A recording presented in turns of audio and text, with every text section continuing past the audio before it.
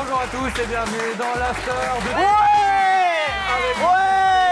Avec Dimitri Payet, avec Charlotte et Thomas Mekich. Salut Thomas. Salut. Vous regardiez ce générique avec le numéro 3 de Bichente. Vous y étiez aussi, vous l'avez raté. Numéro 8, vous y étiez dans ce décompte. Et on débute cet after par un petit message de votre sélectionneur. Encore un. Comme je sais que tu es à Paris aujourd'hui, je suis sûr que tu seras à l'heure demain à Clairefontaine. Mais bon, tu es toujours à l'heure, donc ça va. Mais c'est devenu, il n'a pas toujours été, mais c'est devenu un grand professionnel.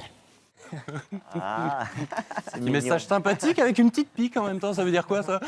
non, j'aime bien. Ça taquine, c'est bon signe. Vous avez hâte de le retrouver? Oui, c'est toujours, je l'ai dit.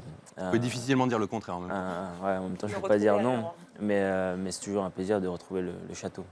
Christian Jean-Pierre le disait tout à l'heure, vous êtes nominé au Ballon d'Or et notre rubrique fiction, le « Et si ?» On s'est demandé, et si Dimitri Payet gagnait le Ballon d'Or? Nathan Decarrière l'a imaginé. Et si Dimitri Payet remportait le Ballon d'Or?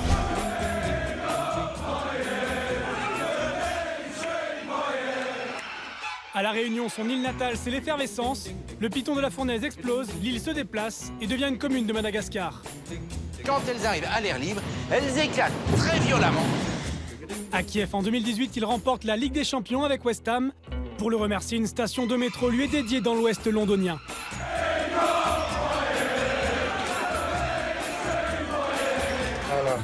Capitaine des Bleus lors du mondial en Russie, il survole la compétition, mais la quitte en finale sur un coup de tête.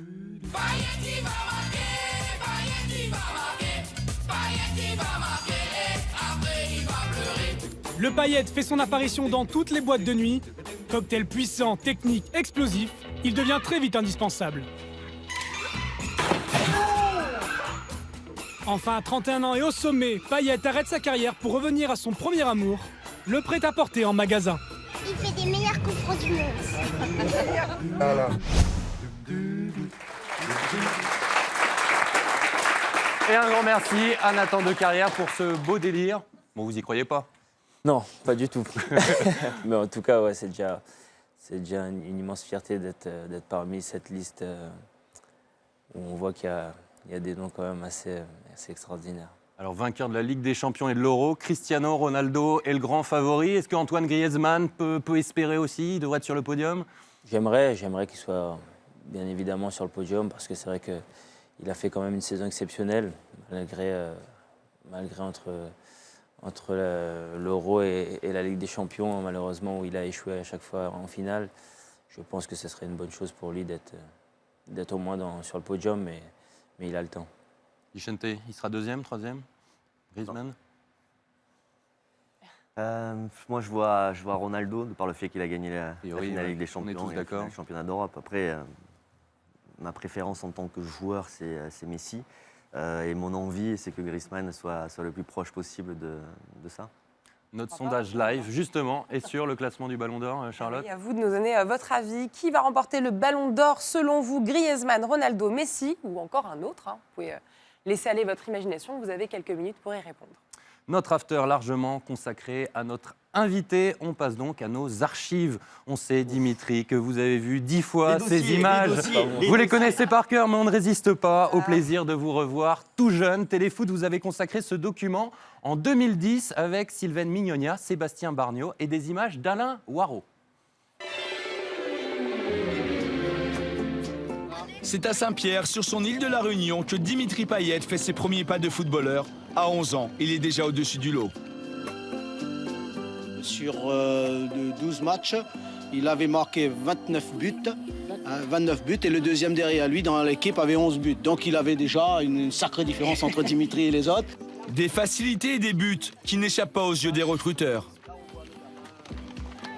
Il a participé à beaucoup de déplacements avec les Benjamins de la Saint-Pierroise au Havre et dans les tournois, etc. Donc ils l'ont repéré et puis bon, ça s'est fait automatiquement par la suite. Dur apprentissage de devoir quitter les siens quand on n'a que 12 ans et de se retrouver en préformation au Havre, à 10 000 km de son île. C'est un peu difficile, c'est sûr, de quitter ses parents, la famille, les copains, mais ça vaut vraiment la peine.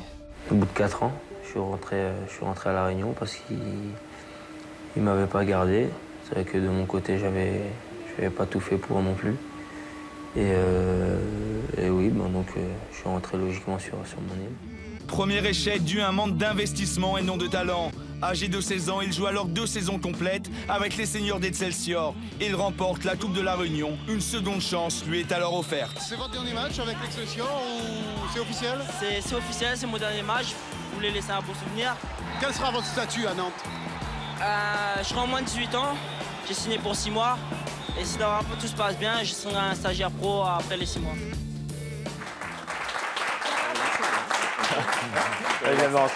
Et vous êtes donc parti ensuite à Nantes, le début de l'aventure. Ça vous fait toujours quelque chose de revoir ces images? Oui, bien évidemment, ça reste des souvenirs incroyables pour moi. C'est là où ça a été le tremplin pour ensuite aller à Nantes.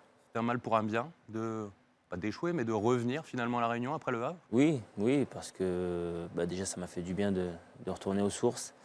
Et ensuite, mon expérience au Havre m'a permis d'arriver à Nantes avec déjà une expérience sur le centre de formation et comment s'y adapter au plus vite. Allez, on passe au tweet de la semaine, Charlotte. Oui, la semaine dernière, je vous avais montré un reluquage de goal de gardien sur une jeune journaliste. Eh bien, regardez, l'expérience a été renouvelée. De gardien, c'est mieux que de goal. Après le mot relucage. Mais vous avez l'esprit mal tourné aussi, Bichette. Regardez Marek Elzik qui a remis ça avec une jolie blonde. Et puis, alors, toute l'équipe derrière, là, c'est carrément plus du tout discret. On y va très franchement pour la regarder. Également, un déguisement d'Halloween faux, je vous rassure, qui nous a bien plu avec Fred Calange cette semaine, où, évidemment, il se fait manger le crâne par Suarez. Je vous rassure, ce n'est absolument pas vrai. On a aussi donc aperçu Aubameyang cette semaine très discret, qui ressemblait donc à l'inspecteur Gadget avec son costume et son chapeau. Peut-être une façon pour lui d'être très discret pendant ce match où je vous rappelle qu'il était sanctionné. Et puis regardez Cristiano Ronaldo qui est absolument pas égocentré dans sa chambre. Où, c'est sa vraie chambre, c'est lui qui l'a posté. Regardez, vous pouvez passer des vacances avec moi. Alors il vend ses couvertures. C'est pas un hôtel, il développe pas des hôtels et ça serait oui, la et puis chambre, alors on va il dire, vend de ces les hôtels. couvertures. Vous avez pas ça chez vous? BL3? Non. Vous avez pas ça? Vous avez pas ça, Bichette? Non. C'est étonnant. Alors il a remis ça, même regarde, il a complètement pété un câble cette semaine. Cristiano s'est endormi dans les fleurs. Le jardinage est apparemment très fatigant, surtout quand on jardine en slip. Ça peut vraiment être très fatigant pour lui. Et regardez, Arsenal a sorti sa photo de Noël. Je vous assure que c'est pas une image montée. Regardez, ce sont les pulls de Noël d'Arsenal avec les serres de Noël, toujours le. Il a l'air content, Koscielny. Le bon goût anglais. Et puis j'ai cette petite vidéo. Alors c'est au ralenti, mais on va quand même prendre plaisir à la regarder. Ça, c'est quand vous n'avez pas de chance ce jour-là. Alors regardez, il va d'abord taper. Bon, le gardien l'arrête, et puis finalement, regardez, ça part au-dessus, et alors ça revient, mais alors derrière. Et là, regardez bien. En fait, non, il se le prend en pleine tête. Voilà. Donc en fait. C'était un mauvais jour pour lui. On l'a vu hier. On pense à lui.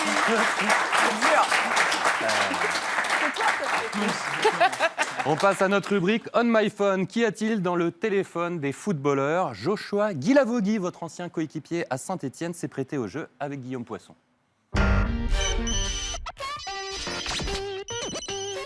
Allô? Ouais, ça va et toi? Ouais, ça va, merci. Ah, attends, je te rappelle là parce qu'il y a Téléfoot qui sont là, je suis occupé. Je peux pas m'en passer, c'est quelque chose qui fait partie de moi, surtout depuis que je suis à l'étranger pour rester en contact avec ma famille. Mon préféré c'est Snapchat, parce que ça permet de voir un peu l'intimité des gens, de nos amis, ils nous font partager leurs moments privilégiés, surtout quand ils voyagent. Et je sais qu'il y a pas mal de footballeurs qui mettent des dossiers sur les vestiaires. Je sortais de l'entraînement et j'ai eu la chance de rencontrer un ancien grand joueur de football. Je pense que vous allez le reconnaître.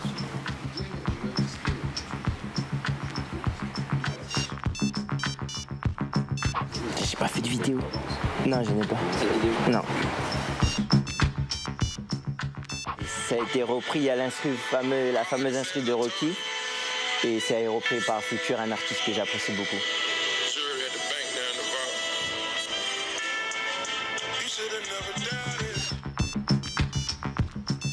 Ouais, non, des personnes connues, j'en ai pas mal. Ce sont des joueurs avec qui j'ai joué. Donc il y a Ivan qui représente la Croatie, Dante qui représente le Brésil, Julian Draxler qui représente l'Allemagne, Obama qui représente le Gabon et Bafé qui représente la France.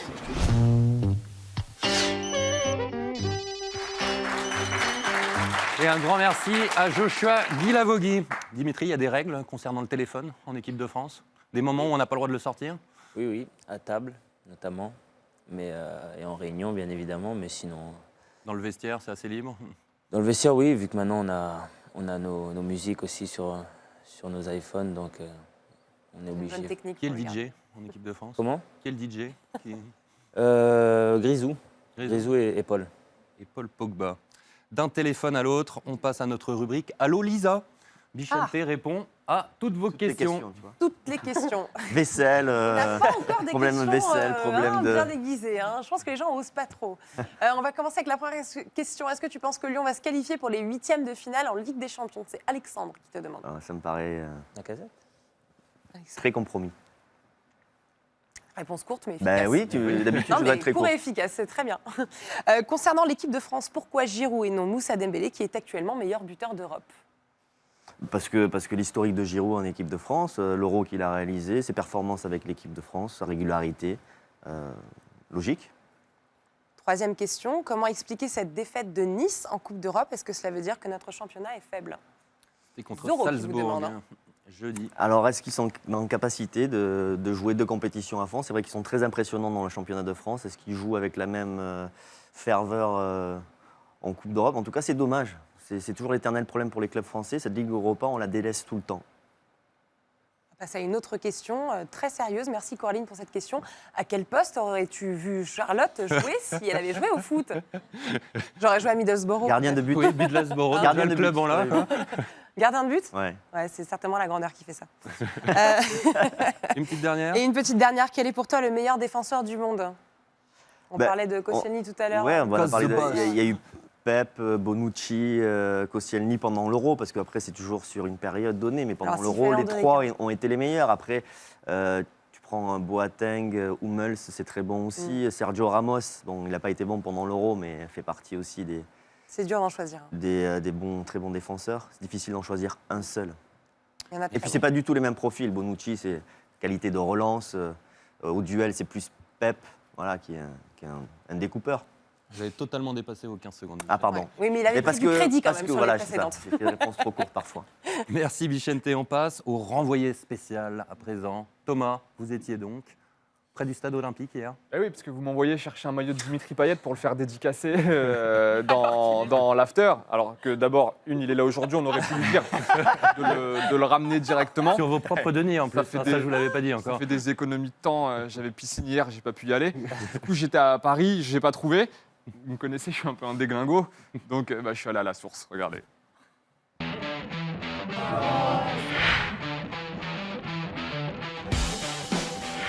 On m'a confié une mission, ramener un maillot de Dimitri Payet dans l'after pour le faire dédicacer. Le problème, c'est que j'en ai pas trouvé à Paris. Qu'est-ce que j'ai fait? J'ai pris l'Eurostar. Nous voici à Londres. On est à West Ham. On va aller faire un petit tour à la boutique officielle pour en avoir un, histoire de se le faire dédicacer et l'offrir dans l'after. Allez, venez. Non, merci. Non, merci. Par contre, c'est du S. Vu que je suis un peu stock, je vais aller regarder s'il y a du M. Bon, c'est bon, on l'a. Par contre, 70 pounds, ça coûte cher de t'aimer, Dimitri. Ça coûte cher. Voilà, il est là. Let's go, guys. Let's go.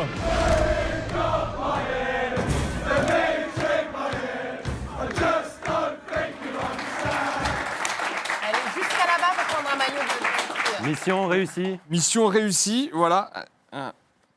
Voilà, Charlotte, Bravo. c'est pas pour vous du tout, c'est pas pour vous du tout.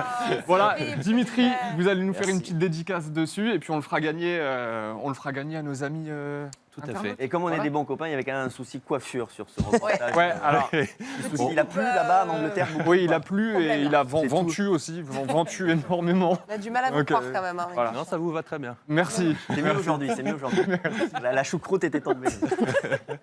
Merci Dimitri pour la signature. Non, ne le touche pas. Je le garde pas. Non, ne le touche pas. Non. Merci. On vous demandait Merci, tout à l'heure dans Téléfoot votre changement de statut. Est-ce que c'est vrai que quand vous revenez en France, vous pouvez difficilement vous promener dans les rues, par exemple là à Paris? Oui, après, ouais, en France, notamment par rapport à l'Euro, c'est vrai que voilà, on me reconnaît peut-être un peu plus, mais c'est toujours plaisant de partager des moments avec notre public français qui nous a énormément soutenus pendant cette compétition. C'est toujours plaisant, jamais pesant. C'est plus compliqué quand on a besoin d'être tranquille, mais ça fait partie du boulot. On passe aux interactions, Charlotte. Écoutez, là, j'ai une ribambelle, vieille expression, une ribambelle de réactions Qu'est-ce que vous êtes sur jeune l'émission. Elle n'est pas toute jeune. Hein. Mais je suis de la même année que Dimitri, je suis de 87, donc attention à cette année-là quand même. Allez, on continue. Donc, avec les interactions, Mario Balotelli, tout d'abord à Nice, c'est la résurrection. Il trouve le chemin et retrouve le chemin des filets et surtout son niveau. Voilà, très beau reportage dans Téléfoot sur Mario. On l'oublie souvent, mais c'est un des joueurs les plus humains et c'est vrai qu'on l'a souvent observé chez lui. J'adore. Et puis sur Mamadou Sakho, ça me fait mal quand même de voir Sakho écarté comme ça quand je repense à ce qu'il a fait contre l'Ukraine.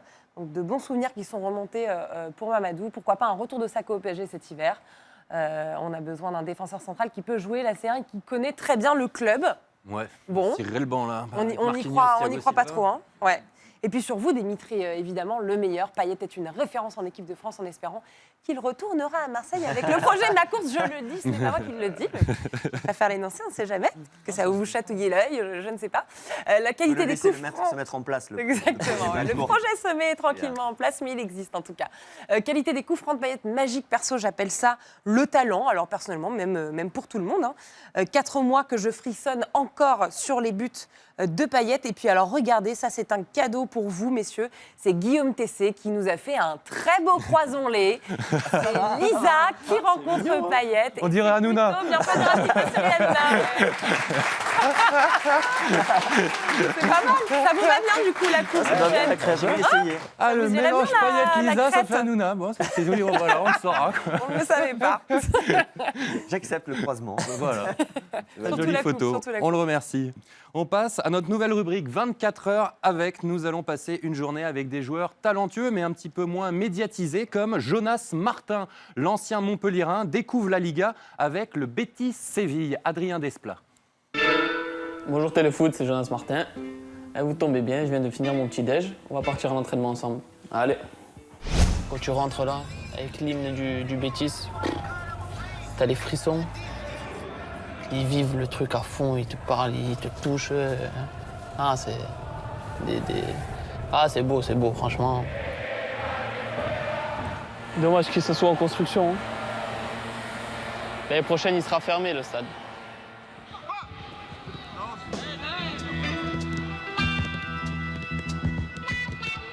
Là, j'ai un deuxième entraînement, cours d'espagnol. Voilà. ¿Qué tal? La maestra.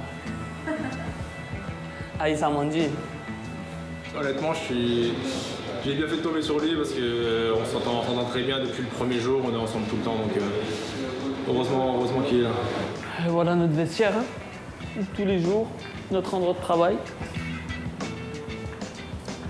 Jonas Martin, Aïssa Mandi. Tous les jours, tes crampons ils sont là, lavés, propres. Numéro 8. Il peut même te les agrandir, t'as vu?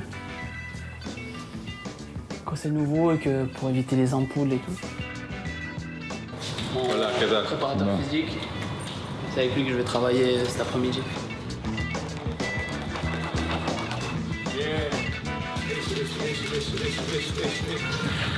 C'est dur, surtout après le grand entraînement de ce matin. Mais bon, il faut. Pour revenir au top, il faut. Ah, c'est dur. La journée se termine pour moi. Je vais rentrer à la maison, je vais me reposer.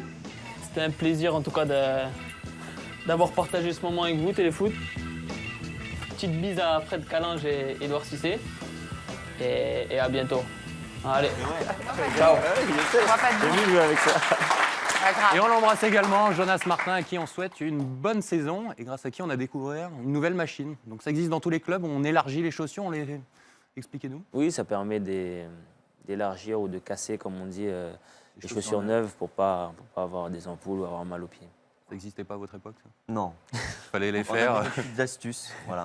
C'était quoi les astuces? On se cassait les pieds en fait. D'accord. Donc tu avais les l'ongle astuces? qui noircissait parce que tu les prenais très serrés justement au départ et tu faisais mal aux pieds. Allez, on termine. Avant vos buzz, Charlotte, par la réponse du sondage. Ouais, on a la réponse. Vous êtes 50% à voir Cristiano Ronaldo Ballon d'Or, ce qui est peu étonnant. Après 28% pour Antoine Griezmann, 18% pour Messi et 4% pour un autre joueur mystère, peut-être vous, Dimitri.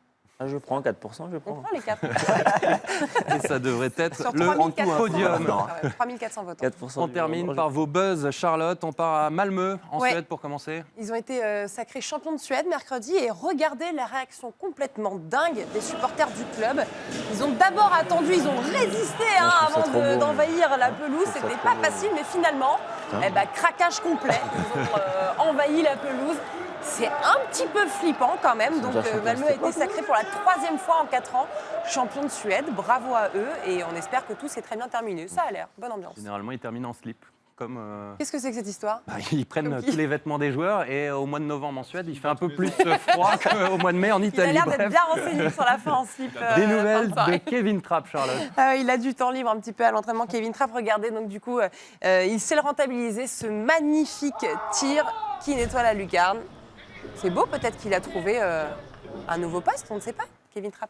Et une autre histoire de gardien pour finir cet after. La vidéo qui fait le buzz cette semaine, c'est celle de 2 enfants, un dans les cages, un qui tire au penalty. Et regardez la réaction du mini gardien qui se prend la balle dans la tête.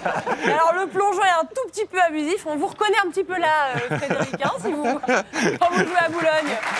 Un petit Très peu, bon acteur. un petit peu exagéré quand même.